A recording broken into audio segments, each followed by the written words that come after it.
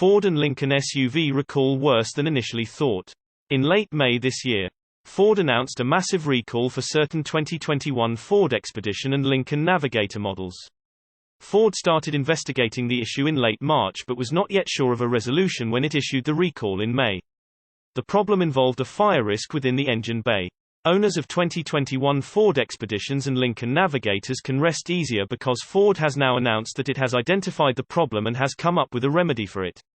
Unfortunately, the recall has been extended to include all models built between July 27, 2020, and August 31, 2021, bringing the total number of vehicles recalled to 66.221.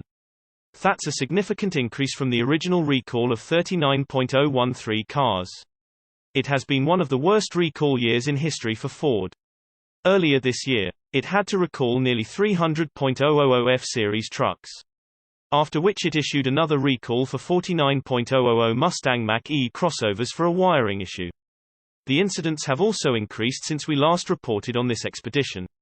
Navigator issue. On May 28, 2022, a total of 16 incidents were reported. As of July 8, 2022, Ford has received 21 reports of under-hood fires. Rental companies owned most 18 of the vehicles involved. Ford traced the cause of the fire to a change in manufacturing location by one of its suppliers during the COVID-19 pandemic. Printed circuit boards produced at this facility are uniquely susceptible to a high current short and were supplied to Ford and installed in Expedition and Navigator SUVs made during the recall window.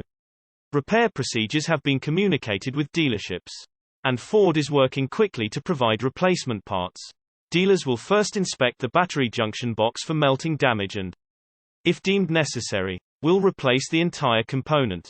They will remove the engine fan ground wire from the battery junction box in affected vehicles with an 800-watt cooling fan system, representing about 1/3 of the recalled vehicle population. The repair is the same for the remaining affected vehicles with a 700-watt cooling fan system except for installing an auxiliary box with a wire jumper. The parts for the repair will only be available in early September.